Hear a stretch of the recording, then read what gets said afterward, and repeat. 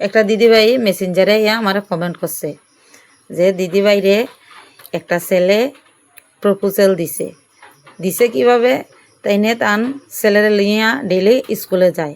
তো স্কুলের সামনে একটা দোকান আছে, ওই দোকানের বারান্দাটার মধ্যে তাইনে বয়। তাইনে একলা বয় না, আরও অনেকেই বয়, কিন্তু তাইনে রে এই প্রপোজালটা দিছে। আর ছেলেটা জানছে এই দিদিভাইয়ের হাজব্যান্ড বেঙ্গালুর থাকে, তার জন্যই সুযোগের ফায়দা নেওয়ার লেগেই এই প্রপোজালটা দিদিভাই তোমারে দিছে।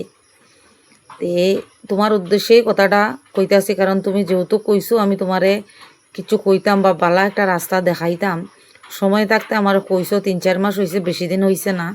তুমি এখনও সময় ভালো আছে, তুমি এই রাস্তার থেকে তুমি বাইর হয়ে যাও।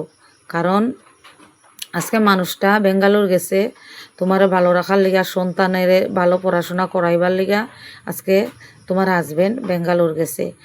আজকে তুমি যদি তোমার হাজব্যান্ডে এই কথাটা না কো, তোমার হাজব্যান্ড কিন্তু জানতো না, কিন্তু ভগবান একজন উপরে বইয়ে বইয়ে সব কিছুই দেখতেছে। তুমি ভগবানের কাছে কোনো দিনও তুমি ক্ষমা পাইতাই না, কারণ মানুষটাই সৎ পথে চলতেছে। তুমি যদি এরকম এই মানুষটার লগে 2 নম্বরই করো, তো এই ঠাকুরে তোমার কোনোদিনও মাফ করতো না। আর 2টা সন্তানের মুখের দিকে চাইয়া ভালোভাবে থাকো, এরকম করো না। আমার হাজব্যান্ডও দিল্লি গিয়া অনেক দিন থেকে আইছে, এরকম মনোভীতি আমার মনের মধ্যে কোনোদিনও আইছে না। আমি আমার ছেলের লইয়া অনেক দিন ভাড়া আসলাম, আমার মনে এরকম ভাবনা কোনোদিনও আইছে না।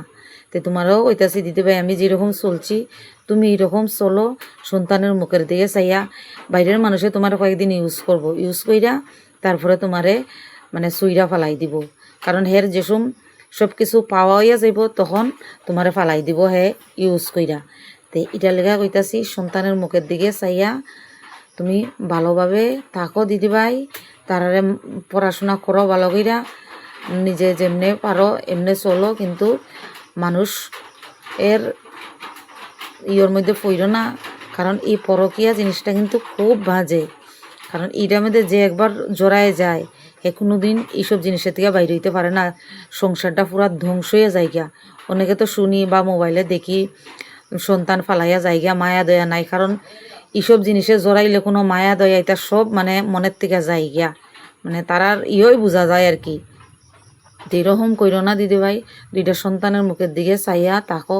কারণ তোমার হাজব্যান্ড যদি তোমরা চাইরা গিয়া থাকতে পারো অত কষ্ট কইরা, এই মানুষটা তো একলা একলা থাকে কেন? তুমি তো 2টা সন্তান নিয়ে থাকো, তুমি তারার মুখের দিকে চাইয়া কি তুমি থাকতে পারো না? এসব কইরো না দিদিভাই, এসব করলে মানুষের সামনে এক সময় তুমি মুখ দেখাইতে পারতাই না। এই মানুষটা কিন্তু 2 দিন পরে বিয়া কইরা লাগবো, কারণ হে বিয়া করছে না, কয়দিন পরে এমনিই বিয়া করবো তোমার ইউজ কইরা, হে তোমারে ফালাইয়া হে এমনি বিয়া করবো। তো সবাই ভালো থাকবা, টাটা, দেখাইবো নেক্সট ভিডিওতে।